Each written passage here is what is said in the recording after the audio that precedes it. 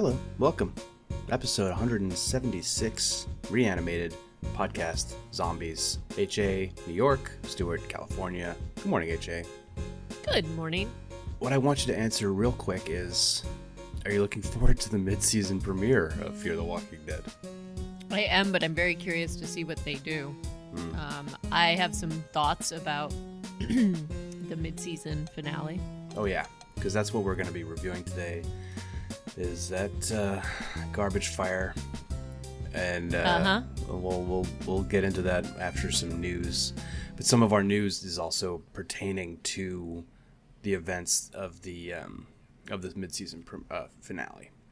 Well, and I think before we jump into that, anybody who hasn't seen it, which I'm sure that I was probably one of the later people, if you're actually a fan, you've probably seen this already, but there's definitely spoilers.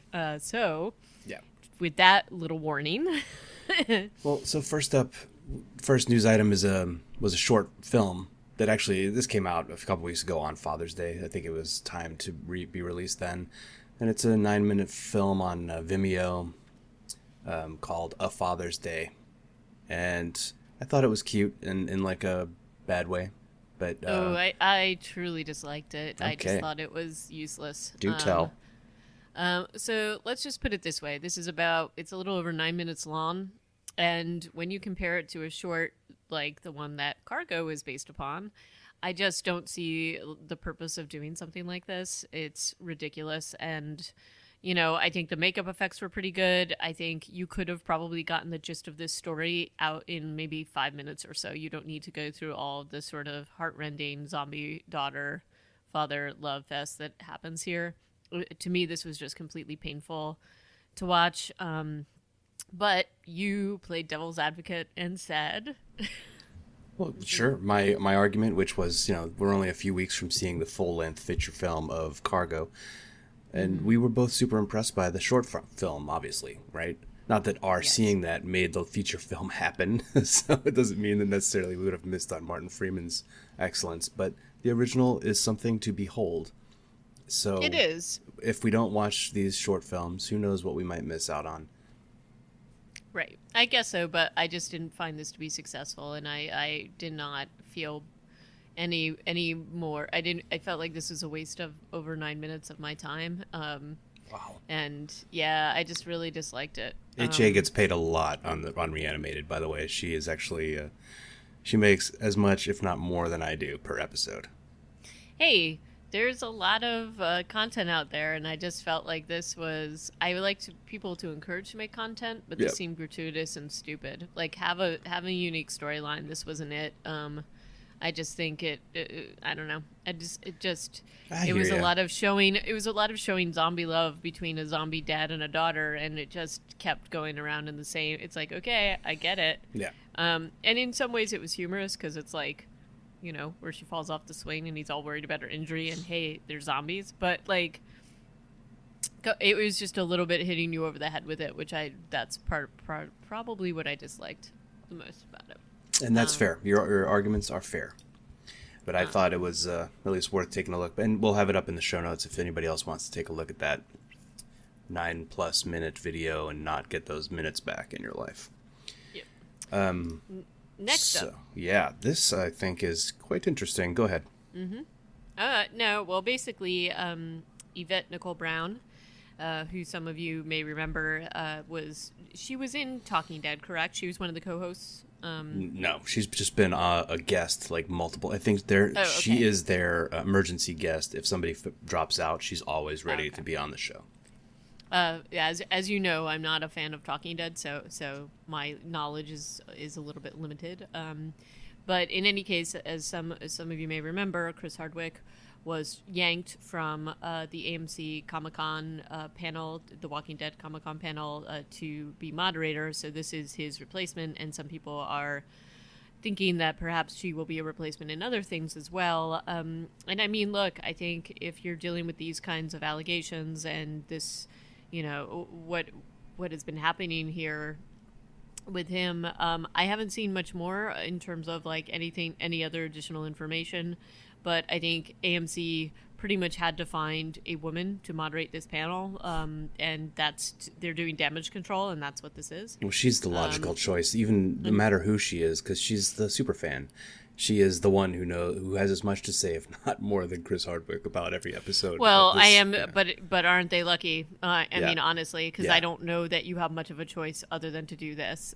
So we'll see how that unfolds and see if she pops up in other things. But that is the news there. And I mean, it's going to be a pretty big panel because this is Andrew Lincoln's last year, so they always do like a little bit of a sneak preview. Yep. And the cast of the group of people, the group of actors who are going to be on this panel is deep. So you've got is it a combined Walking Dead and Fear the Walking Dead? Because I think I saw that Kim Dickens was going to be on this. She's going to be on a panel, which seems like right. adding insult to injury. Although she can, she can, like anybody who's been on Walking Dead shows, you can make the rounds in the cons for a long time, as we've talked about. I think it can be kind of lucrative. Yep. But I also think, well, we'll talk about the next my other thought on this, but before we get there, let's talk about your juvenile edition, which I didn't see your initial thing, and I was just like, is this just up there because Stuart thinks this headline is funny? Because I think it's pretty funny too. It's not just the headline. So okay, it's on Gizmo, it's on IO9, and there is an article on IO9 that the headline did something massive smash into Uranus, and then it's an article about in space, the planet Uranus, something large has hit it. But then the article, I feel like, is written in a way that the author had so much fun with. You might be aware of one of Uranus's complexities. It's the first line of the article. Somebody had a lot of joy in writing this article. That was my take on this. Third graph, first sentence. Uranus is really strange. I'm sorry, I just can't. It's too... No, agreed. It was really too good, and this gave somebody a tremendous amount of joy, and then they were able to give that joy to us. So, final sentence of the article: Uranus is truly a mystery. Will humans finally take up the task to explore it? Anyway, read about this. It was apparently a collision with a celestial body that might have been larger than Earth that crashed into Uranus. Or smashed into Uranus, as the headline preferred. And then you can have a chuckle, too, if you're and you have a 12-year-old sensibility. Sense of humor, yeah. I guess. Okay. And then... Well, now for the big news, and this is should we wait for this news until we get into the review? Or should we just attack it? Because there were a bunch of articles that were spawned from the mid-season finale. I think we can just attack it and then just in general talk about these two episodes. Okay. But the big news, and that's what we've been kind of skirting around. So if you haven't watched it, turn off this podcast and watch it. But what we're talking about is the fact that Kim Dickens' character, Madison, has been written off the show. And this was not... something that she wanted. She was surprised by it, I think, from what I got from interviews. She's trying to be, honestly, she is being the most grown up and adult about this of anybody that I have seen, given that this was clearly a shock to her and that she wasn't ready for it and did not want to be written off the show. But there has been an enormous amount of backlash about this, and from fans, there's petitions going out. And look, they did leave a loophole. We never actually saw her death. We have not seen Walker Madison walking around yet. So there is a loophole. And part of me is a little bit wondering whether this may be a little bit of a bait and switch. Hard to tell. I mean, they've had her saying certain things, but I feel like they're going to bring her back. And that may be always the plan, but I don't know what your take is. We'll see. That's it. Part of why I think this, and we can get into this when we talk about the episode, is that the way they did this, and I guess you could, I guess you could think that if they did it in this way, there's an enormous amount of disrespect shown to this actor and this character. Because it's shown, the way she is shown, there aren't a ton of just in contrast to the episode where Nick dies, we had a whole episode surrounding his psyche, his stories, his interactions, what led him to this moment of death. Like, it was a very, like, not that I necessarily agreed with all the choices they made in this episode, but it was a very well thought out and like, I want to say Nick rich episode, and that is definitely not what they did with Madison here. They're telling her story through all these other characters. She gets very little screen time. This is not indicative of a character's last episode, especially one as major as her. Yeah. I mean, you could argue that they've done a disservice to all the characters who came from the last 3 seasons of this show. Agreed. And that they've all been rewritten by these new showrunners in a way that is not immediately congruous with how the rest of the show has gone. And that's part of what they're trying to do with this back and forth storytelling, is show how they became so different from how they were before. But the problem is that how they were before on this season is also different from how they were before on the end of season 3. So sure. there are just a lot of disconnects. And so one of the things that we're seeing is that now Lenny James, Morgan, the Morgan character, is going to be the new lead for this show. And what you said about a massive disservice to Kim Dickens, to her as an actor, it's just screwed up timing that they decided to write the lead of Fear the Walking Dead off to coincide essentially with the announcement that Andrew Lincoln is going to be leaving of his own free will The Walking Dead. And you know, like, I feel on some level it behooves us to separate the decisions of the producers from the story, and the decisions of Andrew Lincoln as an actor from whatever character development and storytelling that the producers wanted to accomplish. But I think the timing is really bad, and they probably had an idea probably way in advance of Andrew Lincoln's intentions, and they should have done something differently. Yep, agreed. So yeah, we've got I've got a link to a change.org petition. It's only got like 119 signatures, but to bring her back onto the show. You've got The Hollywood Reporter and another Inquisitor news website. Both wrote opinion pieces like, this is ageism, and yet another example of the industry hacking out a strong female lead who's over 40. And there's been some blowback with fans saying they're not going to watch the show anymore. But big whoop, like, the show's already down to 2 million viewers per episode. Of course, that's still good by many other shows. We'll have to see what the numbers are for the mid-season premiere. That'll be their metrics to be like, how we doing, guys? Yeah. Well, I mean, you could argue, okay. So one of the things that you and I have talked about, we liked Kim Dickens before she came on to Fear the Walking Dead. Yes. And when we saw the casting of the show, we were very excited about having her as a lead. I do feel like they have overall done a disservice to this character. I feel like they have not necessarily known what they have wanted to do with her, and as we've seen, the showrunners and producers have changed and that kind of thing.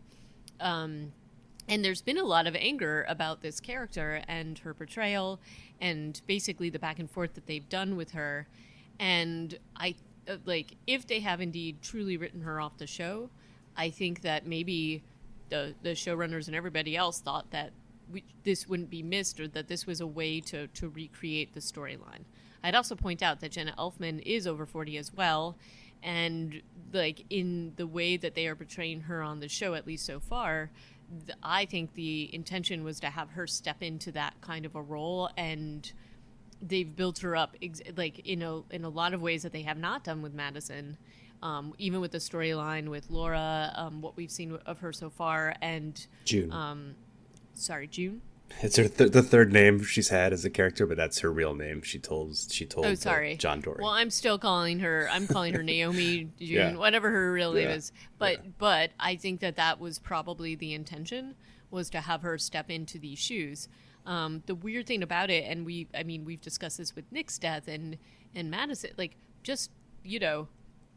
and this is maybe because the new people were coming in or whatever, but there was a very easy out for both of these characters, Nick and Madison, is kill them at the dam. If you're unhappy with that, don't go through this sort of theater where you're not, because the way that they did this with Madison was just, again, I think it's one of the most disrespectful things I've ever seen. Yeah, it certainly is that. But you know what? Dave Erickson never would have written her off the show like that. No, I mean, I say that, but I don't necessarily know that. But this is a first for the franchise, a leading character other than John Bernthal, whose character Shane they actually left on the show longer than he lived in the comics. Right. You know, so they kept him around a little bit longer than he quote unquote deserved to. So this is unprecedented in from that perspective. But I think you definitely have a good point about Jenna Elfman. They've made her a mother who's lost her child, so she can adopt Alicia now, who wants to adopt this rage baby. I don't know, but Alicia's there and ready for love. And Jenna Elfman, you know, June could step right in, and John Dorie can be her daddy, maybe. Mm-hmm. You know, maybe. But anyway, with that said, I will tell you, when I saw this episode, I kept being in disbelief, but you had given not really a spoiler, but indicated that something was coming, and I just couldn't believe that they actually did it in this way. I almost texted you, but it would have been way too early in your time for me to do that. I appreciate that. Then I was like, save the rage for the show. So should we start talking about the episodes? I think we should. Because the rage should be hot and fresh for the beginning of The Wrong Side of Where You Are Now. That is directed by Sarah Boyd and written by Melissa Scrivener Love. Mm-hmm. And this is the first episode that aired to less than 2 million, 1.97 million. And that's just the... I don't think that's the full numbers. Wikipedia numbers tend to be a little bit anemic. So in terms of DVR and whatnot, it probably has higher numbers. So if you can recall from the last time we left off, our friends had gotten to the dog track or whatever racetrack this place is, our team of heroes, to wait for the vultures to show up. And then these people who had been working together, although they'd also been at each other's throats a little bit, they're now like pointing guns at John and Morgan, who are on their knees and asking Al to help them. And she's like, "I'm just filming this shit." It's a fraught scene, and then suddenly, like the rest of the convoy. So that was at the end of the last episode. The rest of the convoy had rolled up. She shoots John Dorie after Jenna Elfman or June shows up, and then so at the beginning of this episode, we've got John Dorie's bleeding out and people are trying to help him. There's gunfire in the background. Yep. This is one of these Gimple... I keep bitching about like Gimple elements sneaking their way into Fear the Walking Dead, but this gunfight is very Season 8 Walking Dead Prime, where it's like this pointless, long, two groups of people really close to each other, really bad at having a gunfight. Mm-hmm. And it's after watching Season 8, I have no patience for these kinds of gunfights anymore.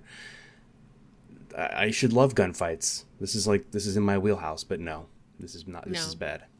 It's done poorly. And you know, we have Naomi, of course, upset about John's injury, trying to get medical supplies, and my first instinct when she was like, "I got to get to the ambulance," or whatever it was, I'm like, "Oh, well, that ambulance is gonna like be blown up," and 2 seconds later, it was.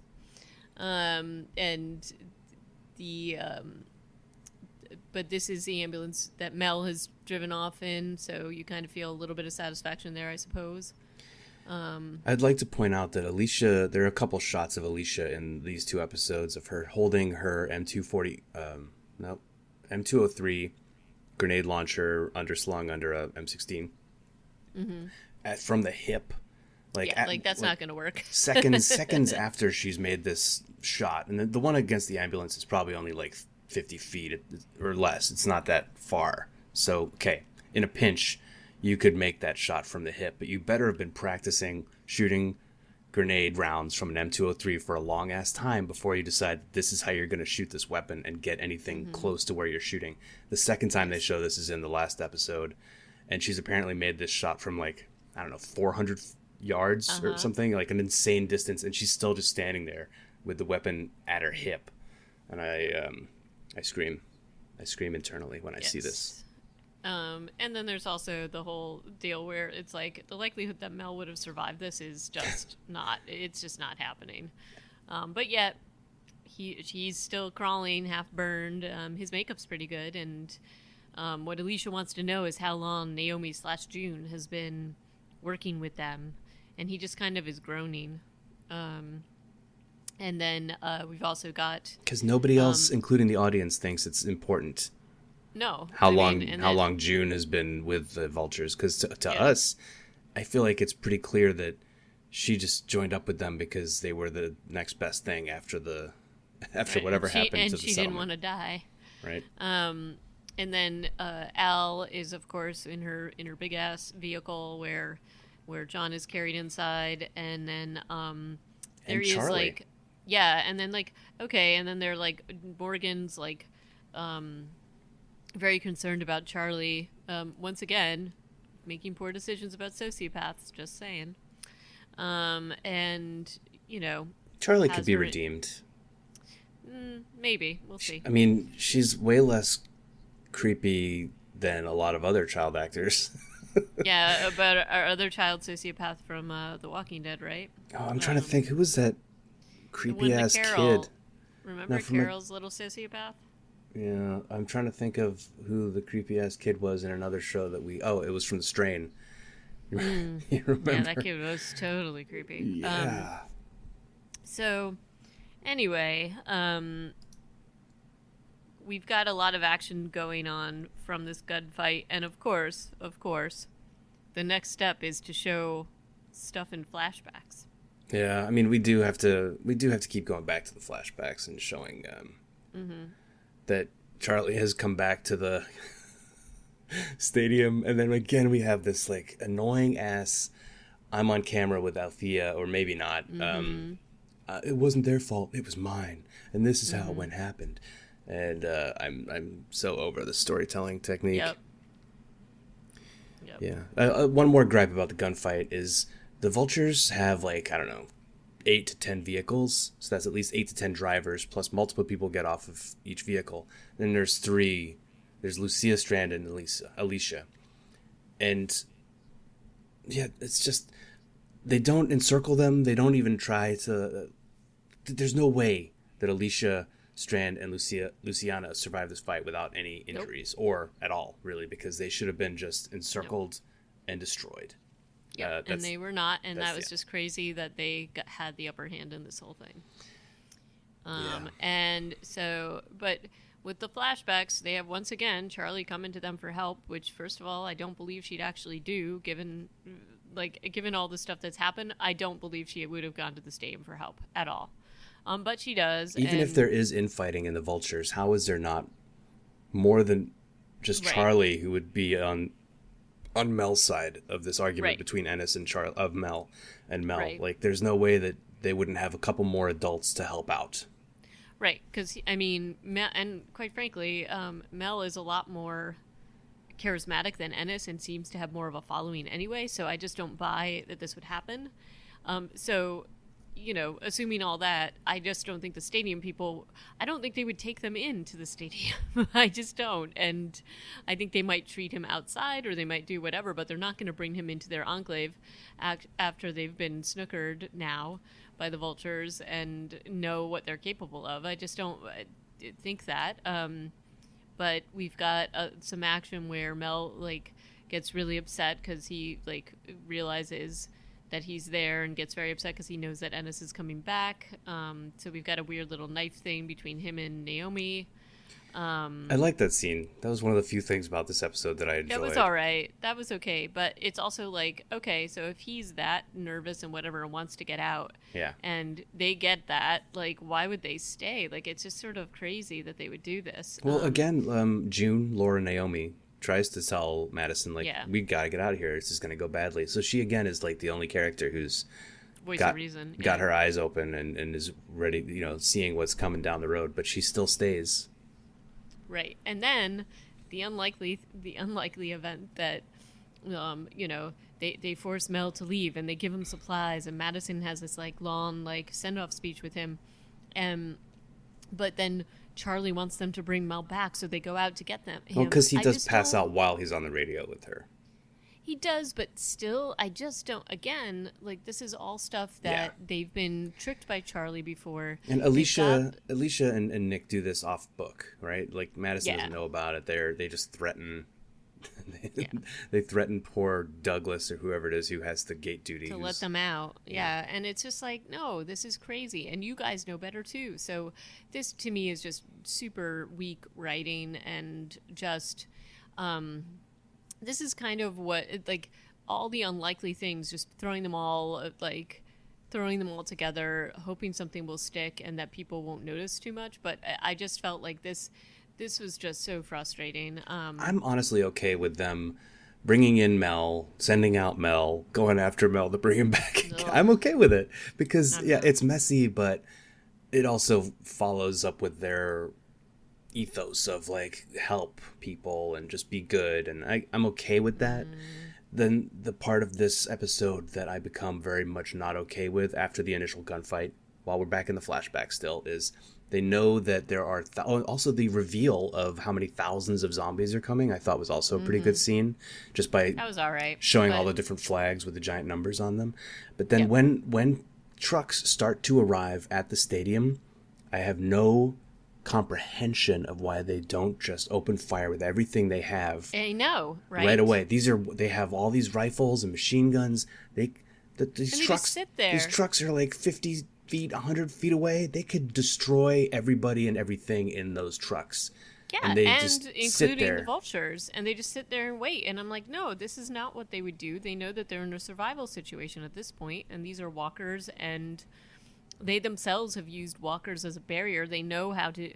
I mean, the other piece is like, even if you're not going to do all that artillery fire, like you don't necessarily have to be trapped. You know how to, like, we all know about Nick's guts, like zombie guts camouflage. Like, there's so many things that they could have done here which would have led to a different result, and they know it. They're not this stupid, and so that's what just is just totally insane here. You bring up the zombie guts, and I do want to mention that because it's like very noticeably absent.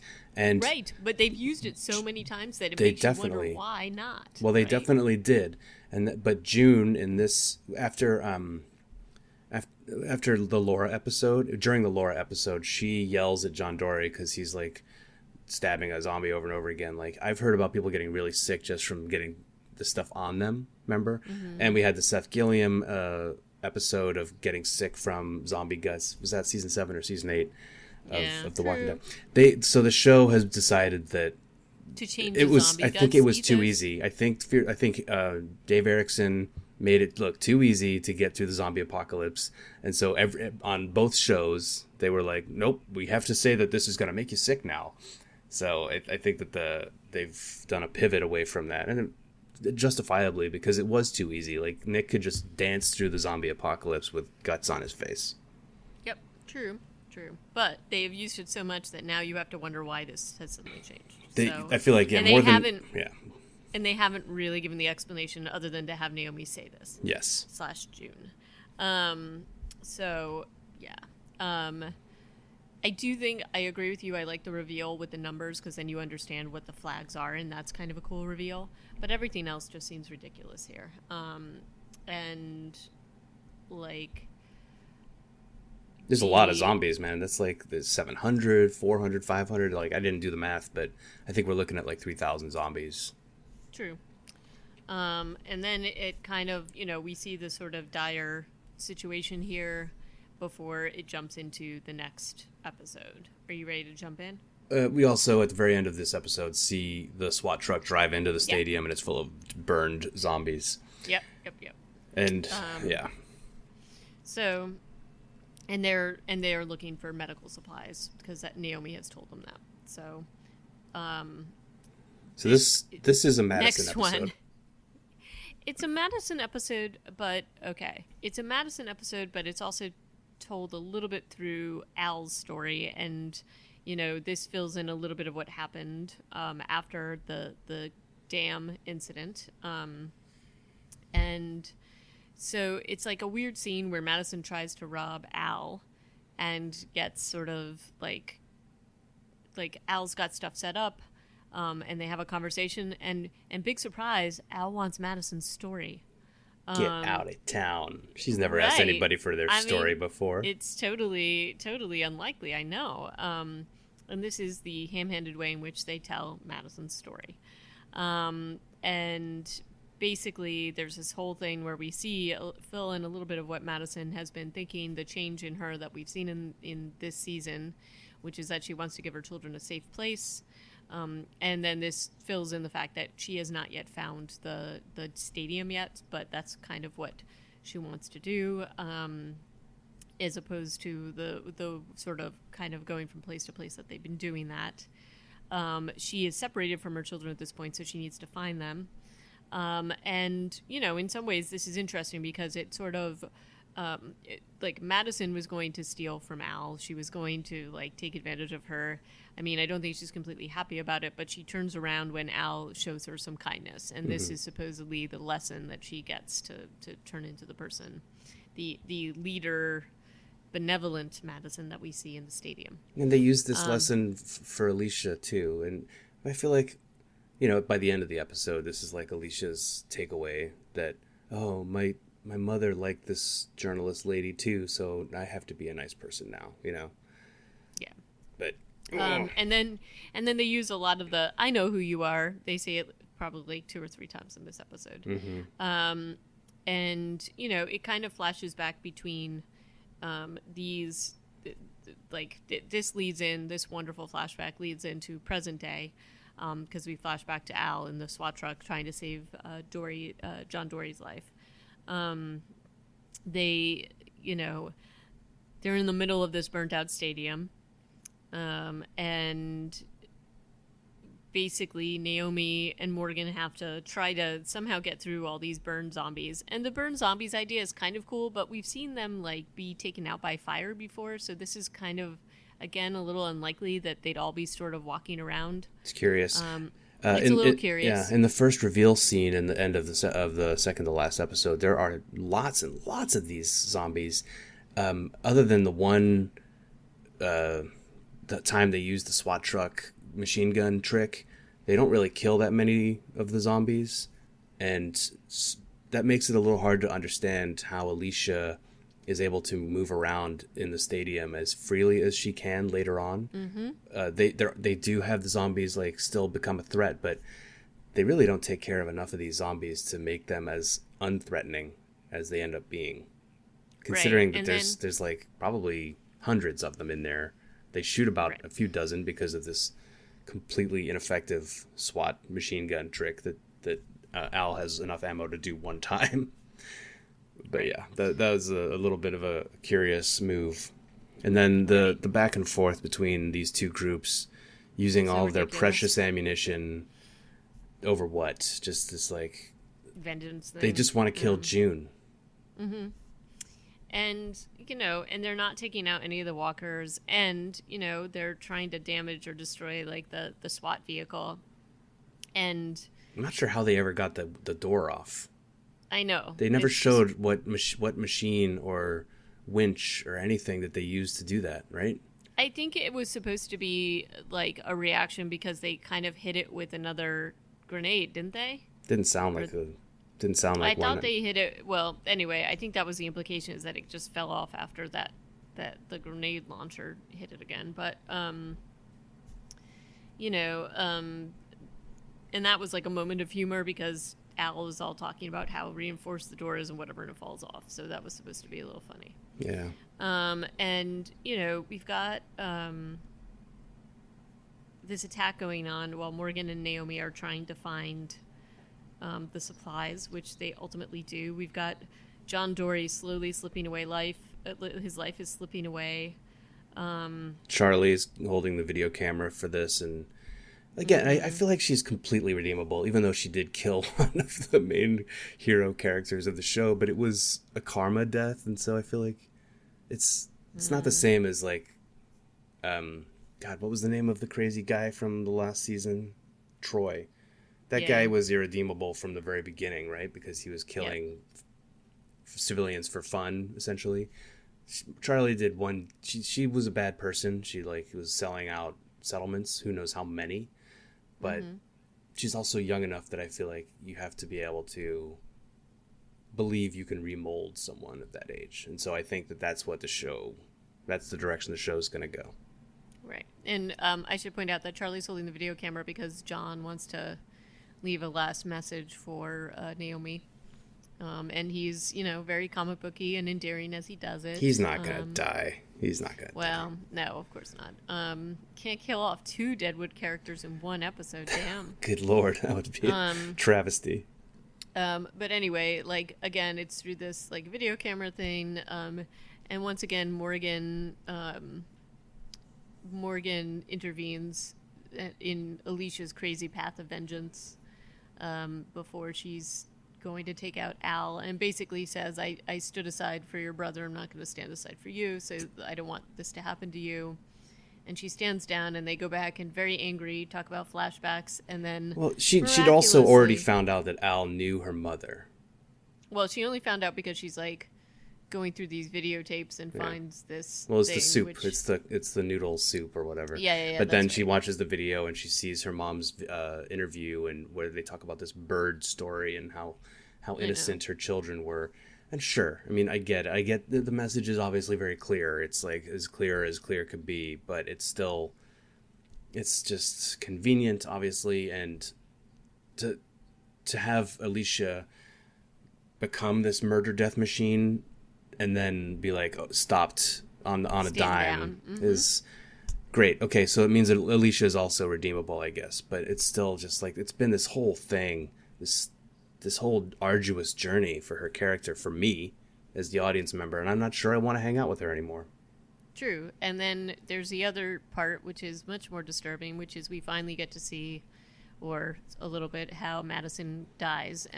Let's talk about the cinematography of how they do this. These goddamn slow motion vignettes. Terrible. They don't even...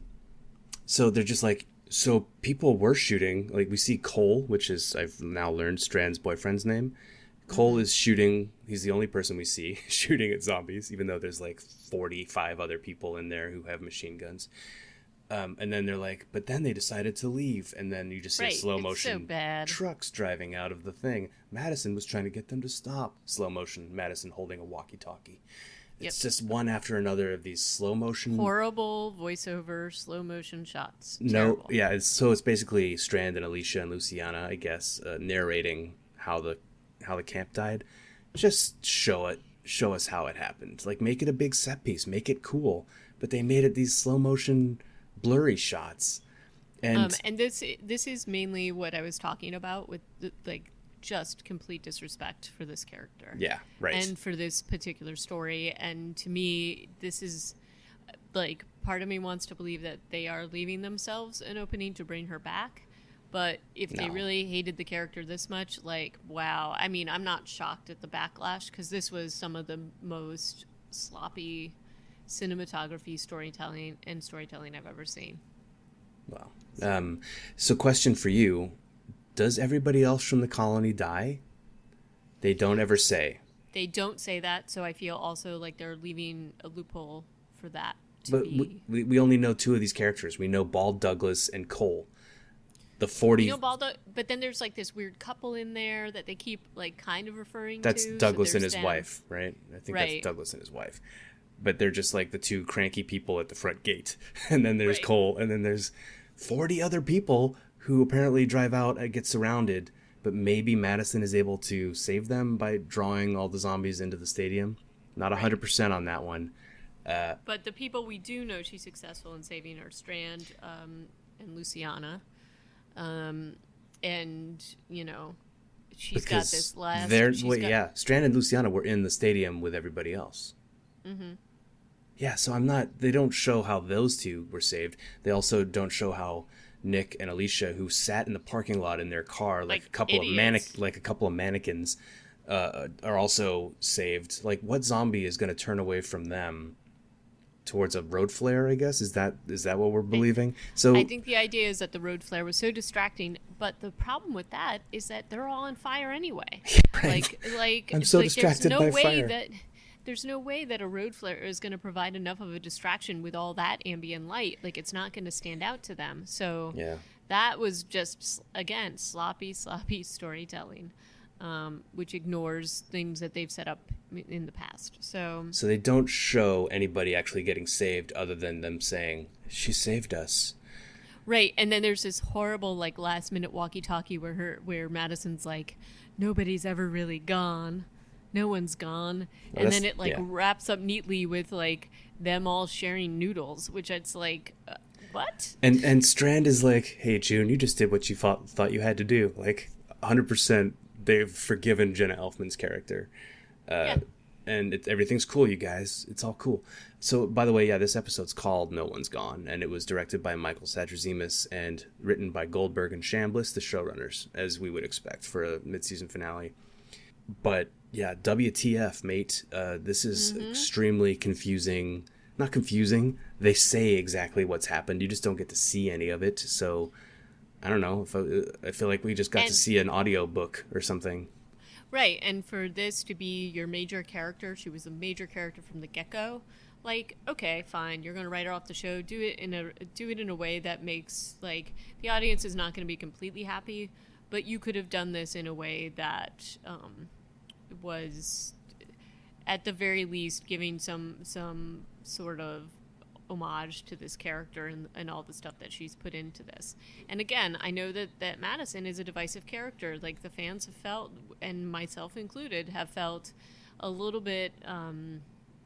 I have said, and I've said in previous podcasts where we've talked about Kim Dickens and the Madison character, that I felt like they were wasting her, and they just didn't really seem to know what they were doing with her. And I do feel like that changed a little bit. And I feel almost like they don't know what to do with a strong female lead. But then that can't be true because we've seen what they've done with Naomi to some extent. But this just to me, and this is why there is a part of my brain that's saying that she's not gone. And that maybe this is like one of their sneaky little things where they are going to bring her back. But, after all these interviews and all this outrage, you think they could bring her back without it also then like looking like a cave instead of like this was our plan all along? Unless this was their plan all along and she's been prepped to do these kinds of interviews, that is entirely possible. But that makes them look like assholes, though. I can't imagine AMC being like, "Yeah, we're gonna look like complete dicks for a while." But okay, remember how they felt like? Okay, the first thing when the whole psych with Glenn's character, there was all of that outrage, and he was giving very similar interviews.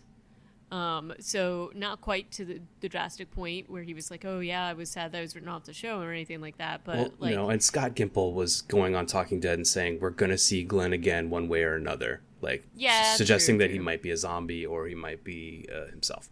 Right after the dumpster scene, so it was less definitive.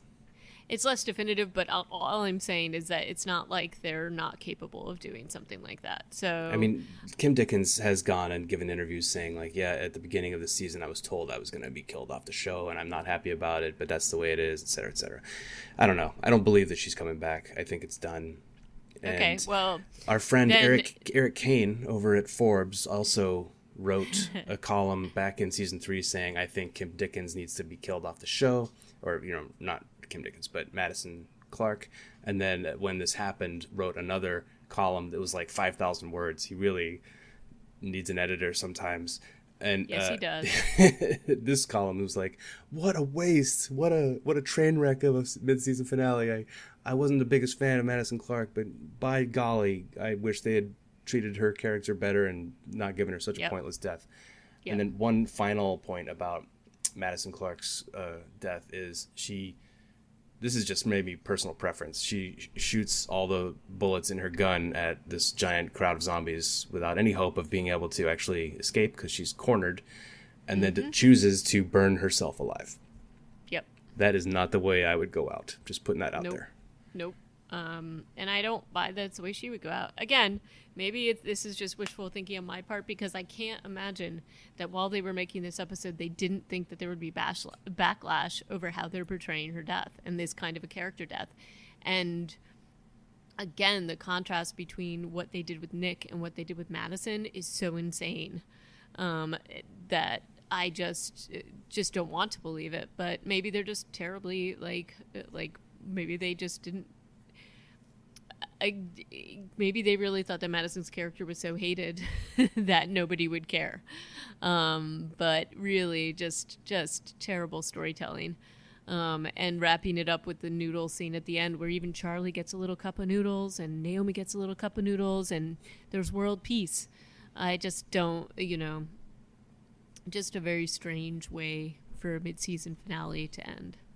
Well, there's certainly any number of directions it could go from here, and so we'll have to wait and see what it's going to look like. Yeah, sky's the limit, I guess, except for Kim Dickens coming back. Yeah, so we shall see. But that comes back in when, October? Usually at the end of August? Yeah, like it usually aims to be done right as Prime is beginning. So I think September. Right, so probably August, September. Yeah. So for September, October. Yeah, September, August. So we've got some because they usually try to fill in when the other show isn't on, right? Yeah. Right. But I mean, we're there right now. But it's been several weeks since this episode aired on June 10th, so it's 3 weeks later. I think we're probably this time next month we'll know at least. There's no date yet announced. I think is when they're going to be airing it. I mean, they're probably still scrambling to figure out who's going to host Talking Dead between now and then too. Well, at least they have a little bit of time to figure that out. But I shall say that. Given all the controversy to kill off a major lead female character, don't know so much about the judgment on that one, showrunners. But again, we'll see if I'm correct in the Naomi stepping into Madison's shoes, but that definitely is what it feels like to me. Yeah, it was crazy. So join us again next time when we get over our disappointment in Fear the Walking Dead to watch the Ellen Page project that we've been talking about, I feel like, for years, called The Cured. Yes, so I'm excited to talk about this with you. Yeah, for sure. So we will be back with you then. In the meantime, you can check out the short film A Father's Day and any the thing that smashed into Uranus or any of the other articles that we've talked about today on our show notes at reanimatedpodcast.com. You can reach us at reanimatedpcast on Twitter and reanimatedpodcast@gmail.com on the emails. Yay. Until next time, ciao. Okay, bye.